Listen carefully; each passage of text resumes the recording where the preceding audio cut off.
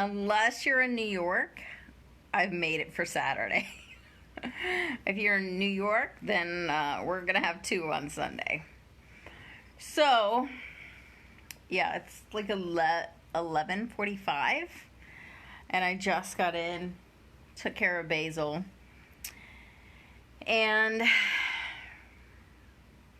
had this thing on forgiveness come up for me today that I needed to talk about. Because, one, the mindset of forgiveness is a manifesting energy. So if you are forgiving, and it's healing. It's super healing. And if you've seen my video on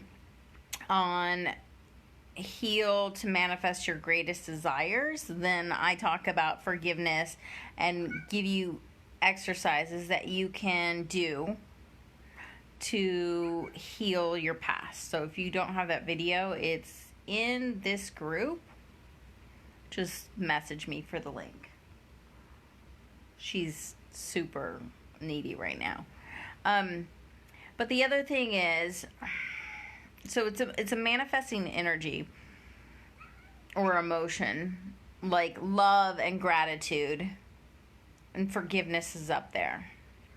It's super, super powerful.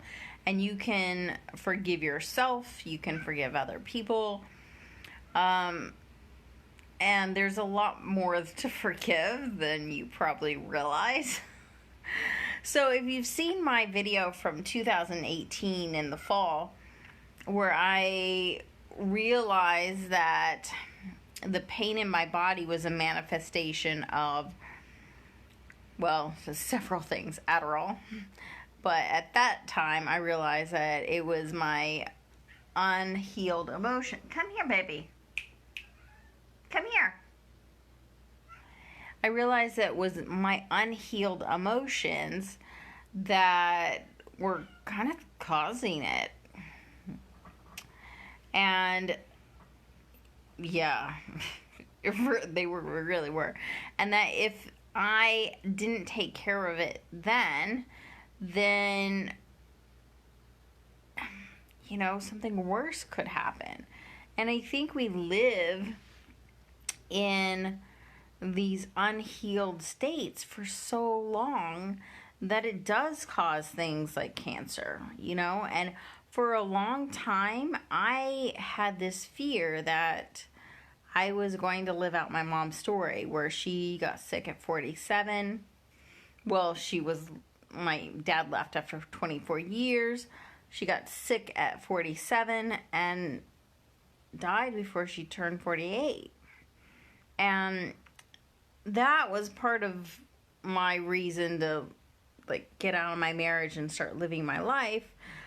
So it was an awakening for me, but it was also a fear for me for so long that was going to be my story. And so in 2018, I had already done, hey Chris, I had already done some healing work from my past, from my dad. So if you don't know, I got really angry at him because he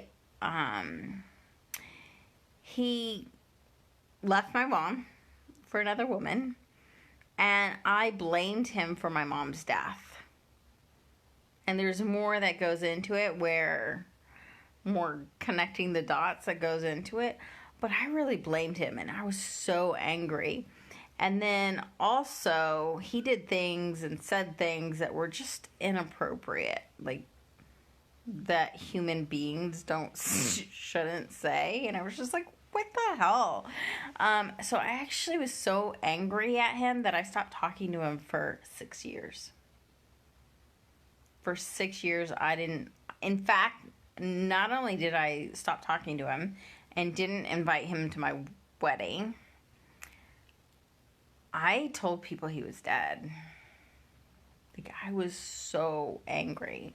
And I would just run and run and run, like physically run on the treadmill, and just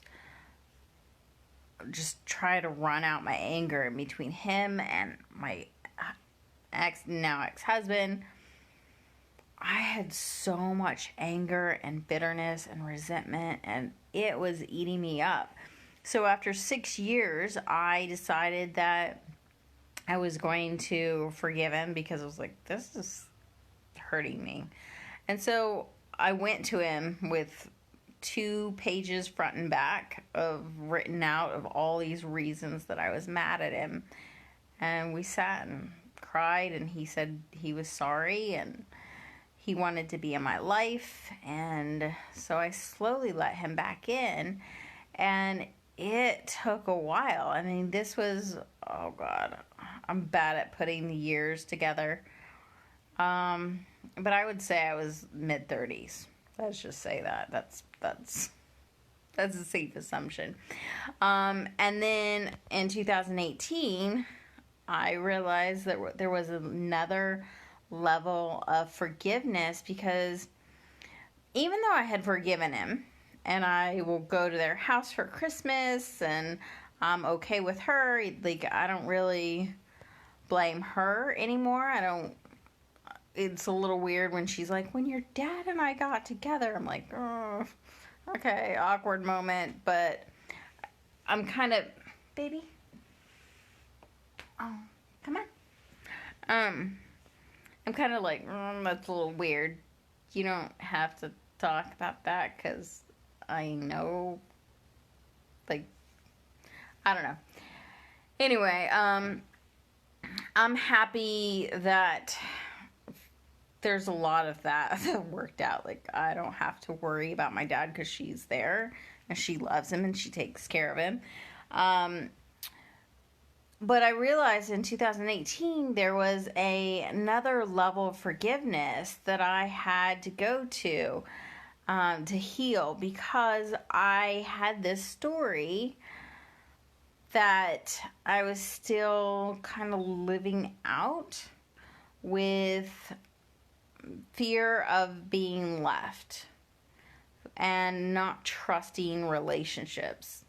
And even though I had forgiven him, the story was still in me, and that unforgiveness and like letting go of the story was there. Hey, Linda. And if you forgive the person, like truly forgive them, not say, will you forgive, like, I forgive you, and not forgive them. Because that's what I did in my marriage. I didn't understand that forgiveness was actually just your heart, like, opening up and, like, forgiving them. And I thought forgiveness was just saying you forgive and then pushing those emotions down and, like, suppressing your soul. That's not forgiveness. But I did forgive my dad, but there was still, like, holding on to the story. And there was still this, like, reliving the story. So I had to go back and forgive my dad again, and forgive my ex-husband. And again, if you haven't gotten the video, the healing video, it has such powerful exercises that I did to get through my chronic pain and to get through this stuff. I mean, it's pretty traumatic. The story that I lived out with my dad, and just not trusting relationships. And now my dad and I have a great relationship, and I'm so, so grateful for that. And I know that we all have people in our lives that have wronged us, and we carry a lot of anger and resentment. But the thing of it is it's hurting us so much. It's hindering us from being happy. It's hindering us from manifesting out of that story. It's hindering us from, it keeps us locked in to these stories where I was just repeating the same pattern of being neglected by men because there was a level of forgiveness that I hadn't gotten to. And again, if you feel like you've forgiven, there's usually another level that you can go to. So definitely get that video from me. And then look at your stories. What stories are you still repeating over and over again? What stories are still like, oh, I can't do this because this happened in my life? And as I say this, I know there's more story. Like, there's the obvious story, like my dad and you know, what happened with my ex-husband and all that. But then there's the unobvious stories, like friends that you'd forgotten about. And maybe just random things that you have forgotten about. People that have borrowed money. I don't know. Whatever that you've kind of forgotten about and are still holding you hostage. So if you really want to do this forgiveness work and move into a higher vibe, I would just start forgiving everybody. Even if they didn't wrong you necessarily, or if it wasn't that big of a deal, just forgive and just pour your love onto these people. And again, just pick up my video, go through the video. I don't know which exercises are the forgiveness exercises, but it's like, I think it's an hour long.